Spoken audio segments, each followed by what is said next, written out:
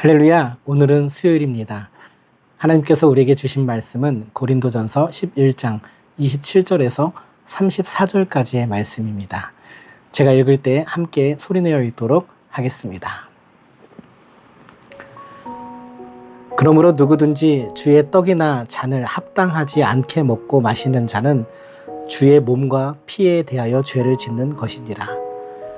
사람이 자기를 살피고 그 후에야 이 떡을 먹고 이 잔을 마실지니 주의 몸을 분별하지 못하고 먹고 마시는 자는 자기의 죄를 먹고 마시는 것이니라. 그러므로 너희 중에 약한 자와 병든 자가 많고 잠자는 자도 적지 아니하니 우리가 우리를 살폈으면 판단을 받지 아니하려니와 우리가 판단을 받는 것은 주께 징계를 받는 것이니 이는 우리로 세상과 함께 정죄함을 받지 않게 하려 하심이라.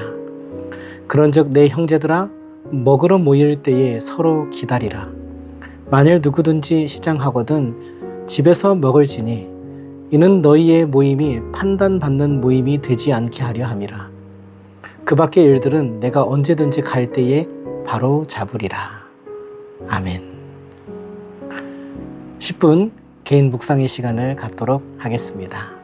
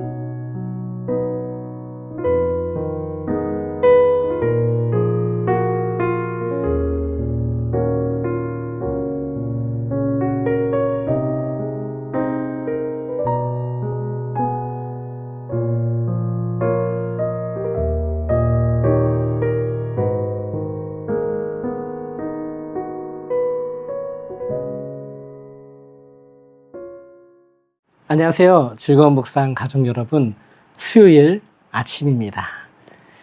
일주일의 절반을 지나는 오늘, 우리의 영적 건강 상태는 어떠합니까? 몸이 아프면 병원에 가서 종합 검진을 받듯이 우리의 신앙도 정기적으로 보이지 않는 내면을 정직하게 진찰해 보아야 합니다. 오늘 말씀에서 사도 바울은 주님의 성찬 앞에 나아가기 전 반드시 먼저 거쳐야 할 영적인 자기 진단법을 소개해주고 있습니다. 오늘 묵상을 통해 우리 자신을 말씀의 거울에 비춰보고 하나님과 이웃 앞에 부끄러움 없는 거룩한 삶을 결단하는 복된 시간이 되기를 소망합니다.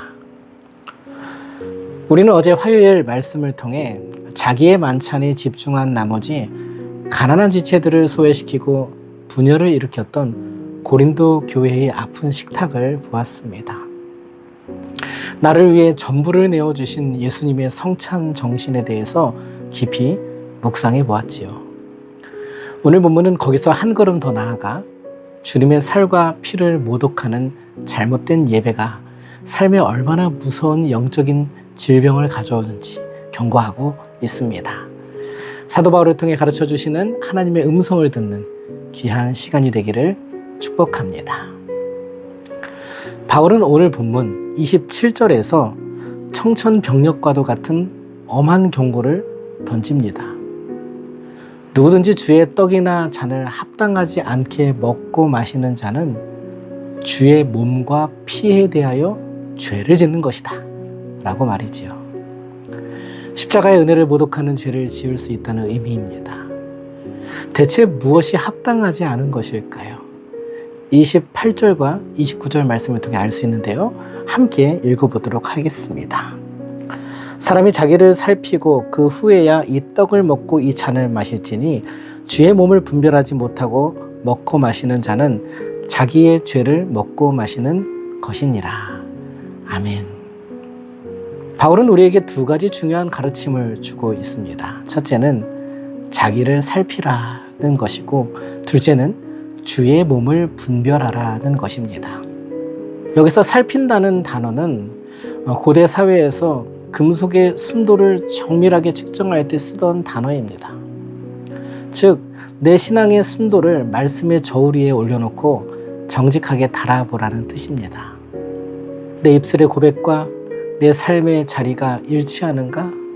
내 안에 예수님이 계신다고 하면서 정작 내 삶은 내 욕심과 이기심으로 가득 차 있지는 않은가? 스스로 정밀하게 진단을 해보라는 명령입니다. 또한 주의 몸을 분별한다는 것은 두 가지 의미가 있습니다. 하나는 나를 위해 찢기신 예수님의 십자가 대속의 은혜를 명확히 깨닫는 것이고, 또 다른 하나는 내 곁에 있는 성도들이 다름 아닌 주님의 몸된 교회임을 알아보는 눈입니다. 당시 고린도 교회 성도들은 입으로는 예수님의 보혈을 찬양하면서도 삶 속에서는 가난하고 소외된 지체들을 멸시하고 차별했습니다. 그것은 주님의 몸된 교회를 흐트러뜨리는 행위이고요. 예수님의 살과 피를 모독하는 일이었습니다. 나를 돌아보는 처절한 성찰과 이웃을 주님의 몸으로 알아보는 분별 없는 예배는 아무리 뜨겁게 찬양하고 기도할지라도 결국 자기의 죄를 먹고 마시는 가식에 불과하다는 것이 오늘 바울이 우리에게 가르쳐주는 복음입니다. 계속해서 30절 말씀을 보게 되면 이렇게 주님의 몸을 분별하지 못하고 형제를 아프게 했던 고린도 교회 안에는 약한 자, 병든 자, 잠자는 자가 많았다고 하는데요. 결국 영적, 육체적 질병에 걸려 넘어지는 자들이 많았다는 것이지요. 그러나 32절을 보면 주님께 받는 이 징계조차도 우리를 멸망시키려는 것이 아니라 세상과 함께 정죄받지 않게 하시려는 하나님의 사랑의 매라는 사실을 알 수 있습니다. 하나님은 우리가 잘못된 길로 가도록 내버려 두지 않으시고 징계를 통해서라도, 아픔을 통해서라도 다시 거룩한 은혜의 자리로 나오기를 원하십니다. 그렇다면 이를 위해 바울이 고린도 교회 성도들에게 내린 실제적인 처방전은 무엇일까요? 33절 말씀을 읽어보겠습니다. 그런즉 내 형제들아 먹으러 모일 때에 서로 기다리라. 아멘. 거창한 처방이 아니네요. 내 유익과 내 속도만 챙기던 이기심을 내려놓고 나의 만찬을 잠시 중단하고 늦게 오는 연약한 형제들을 기쁘게 기다려주는 것이었습니다. 참된 신앙은 나 자신을 엄격하게 대면하는 성찰이며 이웃의 연약함을 넉넉하게 품어주는 기다림입니다. 오늘 하루 형식적인 신앙생활을 잠시 멈추고 나의 내면을 깊이 살피며 이웃을 주님의 몸으로 대하는 성숙한 성도가 되기를 축원합니다. 즐거운 묵상 가족 여러분, 하나님이 기뻐하시는 예배는 내 만족을 채우는 자리가 아니라 나를 살피고 형제 자매를 기다려주는 사랑의 자리입니다. 오늘 하루 내 안에 있는 이기심과 탐욕을 말씀 앞에 정직하게 비추어 보고 나보다 연약하고 느린 이웃을 위해 내 시간을 기꺼이 내어주는 넉넉한 마음을 품으시기를 원합니다. 그 아름다운 기다림과 성찰을 통해 주님이 기뻐하시는 온전한 연합을 이루는 복된 수요일이 되기를 주님의 이름으로 축원합니다. 제가 잠시 기도하도록 하겠습니다. 하나님 아버지, 입술로는 주님의 십자가 사랑을 고백하면서도 정작 삶의 자리에서는 내 이익만 챙기며 이웃을 배려하지 못했던 우리의 가식적인 예배를 용서하여 주옵소서. 주님, 남을 판단하기 전에 언제나 나 자신을 먼저 살피는 영적인 겸손함을 부어 주옵소서. 내 안에 도사린 미움과 교만을 십자가 앞에 쏟아 버리게 하시고 오늘 내 삶의 자리에서 연약하고 지친 이웃들을 향해 기다려주는 넉넉한 마음을 허락하여 주옵소서. 오늘 하루 걸음걸음마다 주님과 동행하며 승리하길 원합니다. 주님을 만나며 주님 가운데 거하며 주님 안에 거하며 주님 뜻을 따라 살아가는 기쁨의 하루가 되게 하여 주옵소서. 감사드리며 예수님의 이름으로 기도합니다. 아멘. 10분 개인 기도의 시간을 갖고 오늘 하루도 주님 안에서 승리하시기 바랍니다.